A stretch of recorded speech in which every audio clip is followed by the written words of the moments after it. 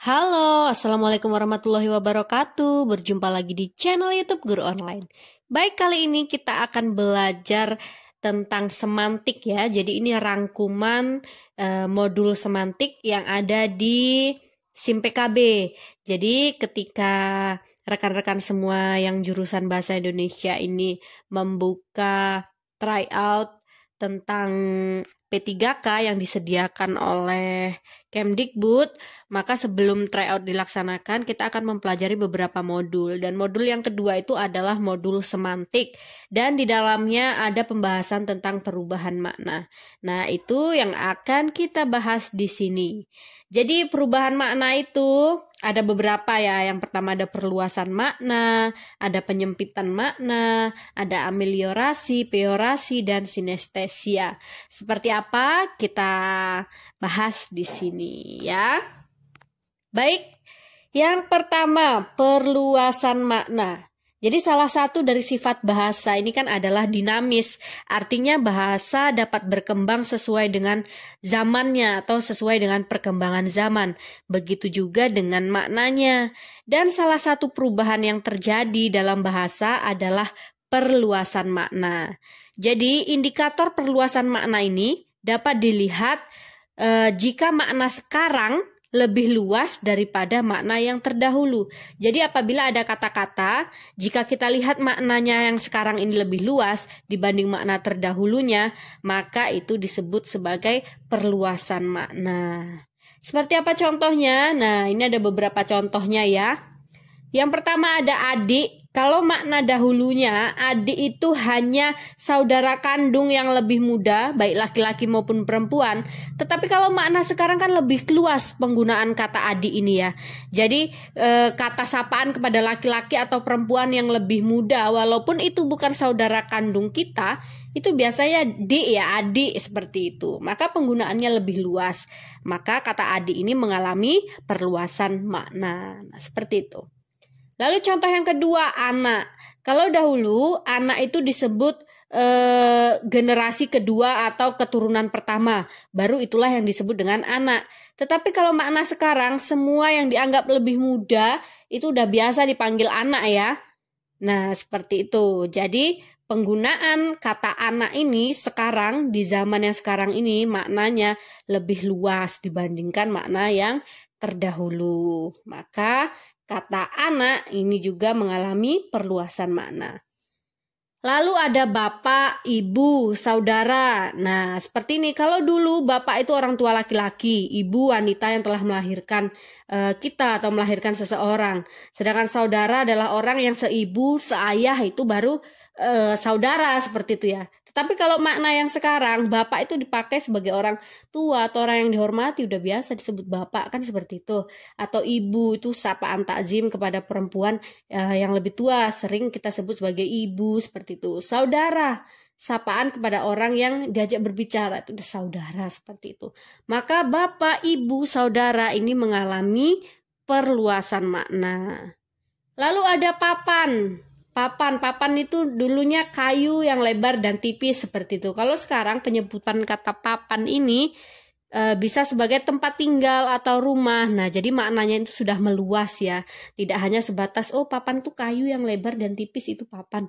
Tidak, itu makna terdahulunya. Kalau makna sekarang papan, sandang pangan. Nah, seperti itu. Papan itu sudah bisa diartikan sebagai tempat tinggal atau rumah.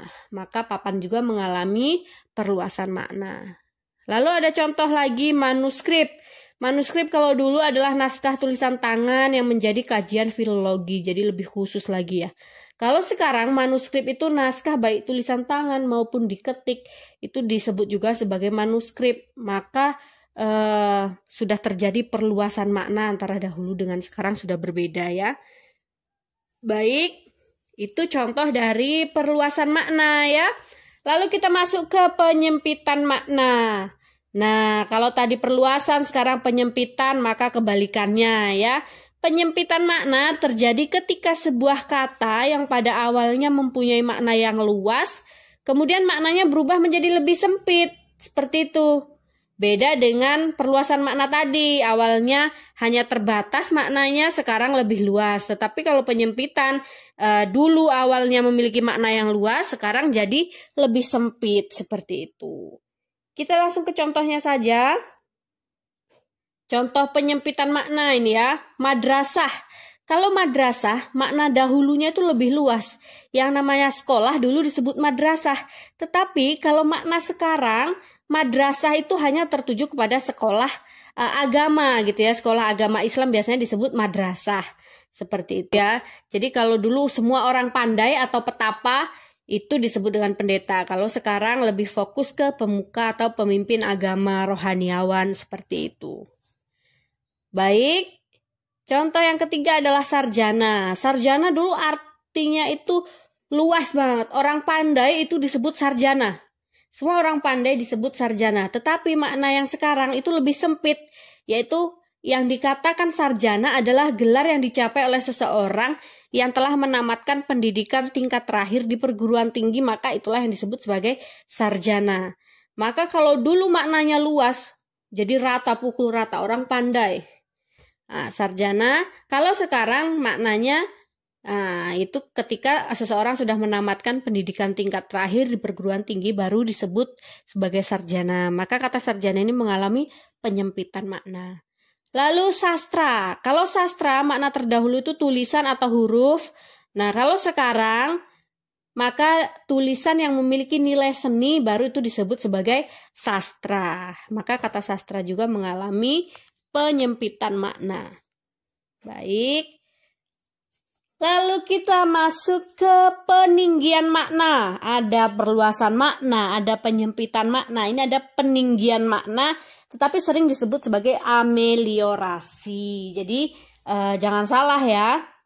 Ada nanti peninggian makna, ada penurunan makna, ada ameliorasi, ada peorasi. Sekarang kita bahas yang peninggian makna atau ameliorasi. Jadi peninggian makna ini atau ameliorasi ini berhubungan dengan nilai rasa yang lebih baik atau sopan.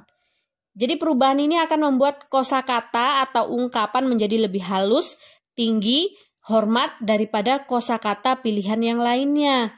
Nah, kita masuk ke contoh ya. Contohnya Susilo Bambang Yudhoyono, mantan Presiden Republik Indonesia. Penggunaan kata mantan ini dirasa lebih baik atau halus dibandingkan dengan kata bekas. Ya kan, kalimat di atas akan bernilai kasar dan kurang sopan ketika diubah menjadi Susilo Bambang Yudhoyono bekas Presiden Republik Indonesia.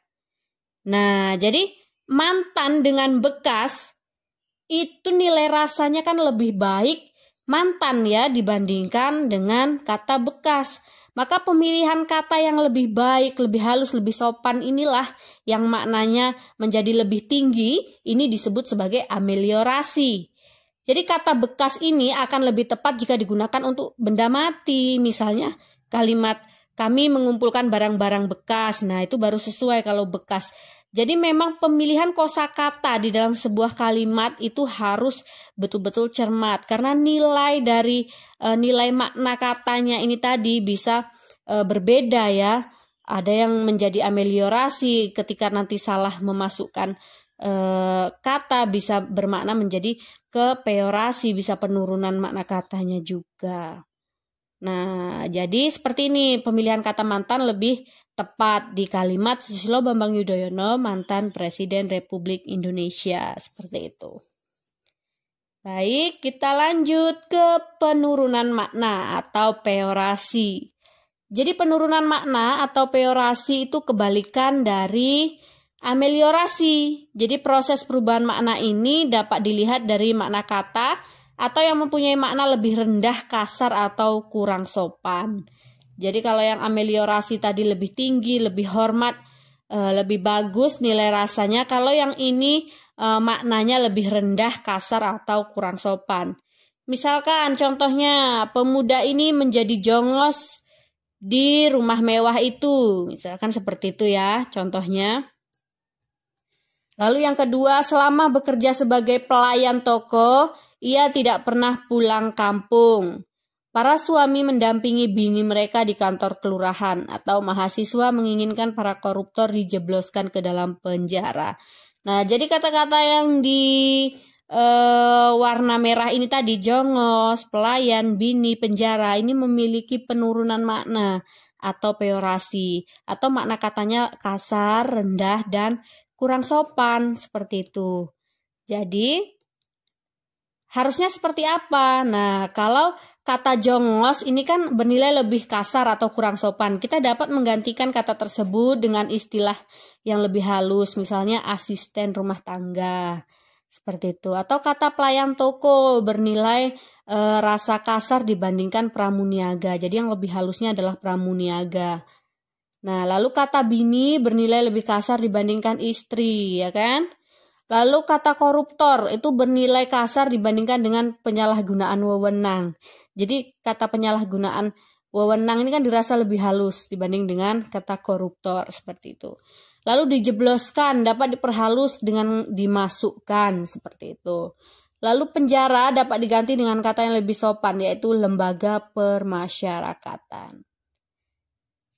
Nah, baik. Itu tadi adalah penurunan makna atau peorasi. Sekarang kita ke pertukaran makna atau sinestesia. Pertukaran makna itu disebut sinestesia. Perubahan makna ini disebabkan karena pertukaran tanggapan indera seperti pendengaran, pengecapan, dan penglihatan. Baik, contoh pertukaran makna dapat dilihat pada kalimat berikut ini. Sikapnya sangat dingin ketika peristiwa itu terjadi. Nah, lalu yang kedua, terlalu banyak kenangan manis di kota pelajar ini. Atau ucapannya begitu pedas didengar. Pengalaman pahit menjadi cambuk bagi tim kami. Nah, ini kan ada pertukaran indera ya, seperti ucapannya begitu pedas didengar. Pedas itu kan biasanya pengecapan dirasakan, oh pedas. Tetapi di sini didengar gitu, jadi kedengarannya pedas. Jadi ada pertukaran indera seperti itu. Baik, itu tadi adalah pertukaran makna atau sinestesia. Baik, jadi yang perlu diingat, jadi perubahan makna itu ada berapa tadi? Ada 5 ya.